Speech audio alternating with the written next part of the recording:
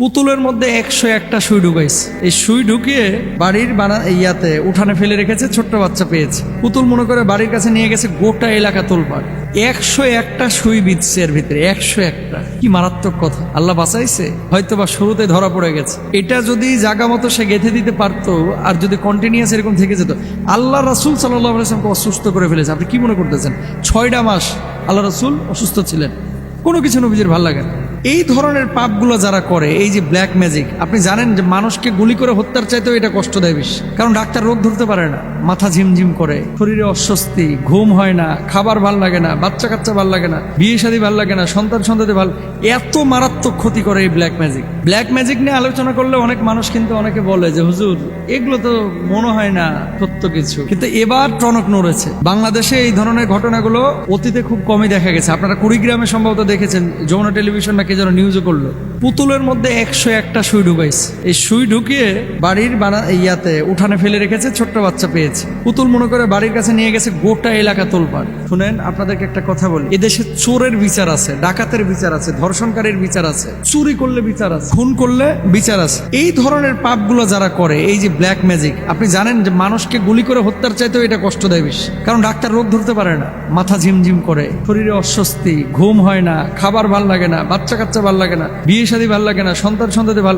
এত মারাত্মক ক্ষতি করে এই ব্ল্যাক ম্যাজিক। অথচ এটা নিয়ে কোনো আইন নাই। আইন মানে কি? কাউকে কেউ খুন করলে যেমন ফাঁসির আদেশ হয়, এই ব্ল্যাক ম্যাজিক যারা করে, এরকম স্পেশালিস্ট এবং বিশেষজ্ঞ এবং রাখি, এরকম কিছু রাখা উচিত। যদি ধরতে পারে যে এই লোকটা ব্ল্যাক ম্যাজিক করেছে এবং হাতে নাতে যদি ধরা পড়ে, তাহলে এটার মৃত্যুদণ্ড কার্যকর করা উচিত। কারণ আছে, কারণটা হচ্ছে ক্ষতি দুই ধরনের, একটা হচ্ছে পরোক্ষ আর একটা হচ্ছে প্রত্যক্ষ। কেউ দেখবেন খাবারের মধ্যে ফরমালিন দেয়, আছে না, বিষ দেয়, যে খাবারটাকে লাল করছে, আমটাকে লাল করছে, টমেটোটাকে লাল করছে। বাপরে বাপ, দেখতে এত সুন্দর। এই খাবারটা খাইতেছেন, কুড়ে আপনারা কিন্তু মেরে ফেলছে। ধরা যাচ্ছে না যে এর ভিতরে বিষ আছে, কিন্তু আপনি ক্যান্সারে আক্রান্ত হচ্ছে, আপনার কিডনি ডিজিজ হয়ে যাচ্ছে, আপনার ফুসফুসে, আপনার লাঞ্চে ক্যান্সার হচ্ছে। এই মানুষটা কিন্তু হত্যাকারী। যে আপনার বুকে গুলি করলো, সে তো ডাইরেক্ট আপনারা মেরে ফেললো। আর এই বদমাস ফলে ফরমালিন দিয়ে আপনারা কুড়ে মারলো, তো দুটেই তো হত্যাকারী। ওটাও হত্যাকারী, এটাও হত্যাকারী। একজন ডাইরেক্ট মারতেছে, প্রত্যক্ষভাবে মারতেছে, আর একজন পরোক্ষভাবে মারতেছে। ক্লিয়ার? এই যে ব্ল্যাক ম্যাজিক যারা করে, রংপুরের এই যে কুড়িগ্রামের যে ঘটনাটা, 101টা সুই বিচ্ছে এর ভিতরে, 101টা। কি মারাত্মক কথা! আল্লাহ বাঁচাইছে, হয়তো বা শুরুতে ধরা পড়ে গেছে। এটা যদি জায়গা মতো সে গেঁথে দিতে পারতো, আর যদি কন্টিনিউয়াস এরকম থেকে যেত।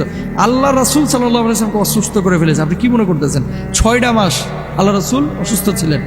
কোনো কিছু নবীজির ভালো লাগে না, কোনো কিছু ভালো লাগে না। ইহুদি এক দুষ্টের মাধ্যমে নবীজির কিছু চুল, আর ওই যে আপনার চুলের অংশ, চিরুনির অংশ, এই চুলের অংশ, এটা নিয়ে খেজুরের কাণ্ডের মধ্যে এই ব্ল্যাক ম্যাজিক করে ফেলে রেখেছিল। কিচ্ছু ভালো লাগে না, নবীজি অসুস্থ হয়ে যাচ্ছে। আল্লাহ তাআলা জিবরিল আমিনের মাধ্যমে আল্লাহ নবীকে জানাইলেন কিছু একটা হয়েছে, সেটা হচ্ছে এই, আপনি সাহাবীদেরকে পাঠান। সাহাবীদেরকে পাঠানো হলো। আলী রাদিয়াল্লাহু তাআলা আনহু সম্ভবত সঙ্গে ছিলেন। ওই কূপের মধ্যে জিবরিল আমিন যেখানে বলেছিলেন, ওই কূপের মধ্যে আসলে হাত দিয়ে পরে খেজুরের কাণ্ডটাকে তুলে নিয়ে আসলেন। নিয়ে আসার পরে দেখলেন একটা দুইটা না, 11টা গিট্টি দেওয়া হয়েছে, 11টা, নবীজিকে অসুস্থ করার জন্য। আল্লাহ নবী সাল্লাল্লাহু আলাইহি ওয়াসাল্লাম তখন কি করলেন? আল্লাহর কাছে দোয়া করলেন যে আল্লাহ, আপনি আমাকে সুস্থ করেন। আল্লাহ রাব্বুল আলামিন সূরা ফালাক নাস নাজিল করলেন। নবীজি আমল করলেন, তেলাওয়াত করলেন, সাহাবীরা আমল করলেন। কুল আউযু বিরাব্বিল ফালাক যেমনি বলতেছেন, একটা গিট্টি খুলে যাচ্ছে। কুল আউযু বিরাব্বিন নাস বলছেন, একটা গিট খুলে যাচ্ছে। তো সূরা ফালাক নাস ব্ল্যাক ম্যাজিক কাটানোর জন্য হচ্ছে একটা কার্যকরী উত্তম আমল। এই জন্য বলি যে বাড়িতে সবসময় সূরা বাকারার আমল দিয়ে রাখেন। আমল বলতে প্রতিদিন তো পড়া সম্ভব না। মোবাইলে লাউড স্পিকার দিয়ে ঘরের মধ্যে সূরা বাকারাটা ছেড়ে রাখেন। সাউন্ড বক্স থাকলে সূরা বাকারাটা একবার ছেড়ে রাখেন। এই ধরনের ব্ল্যাক ম্যাজিক যারা করে, এদের মূলত ঈমান নাই, এরা কুফরি করে। কোনো মুসলমানের স্বভাব এই ধরনের জাদুটনা হতে পারে না। এটা কাফেরের স্বভাব, এটা বেঈমানের স্বভাব। এই কুফরি কালামগুলো, এগুলো কাফের বেঈমানের চরিত্র।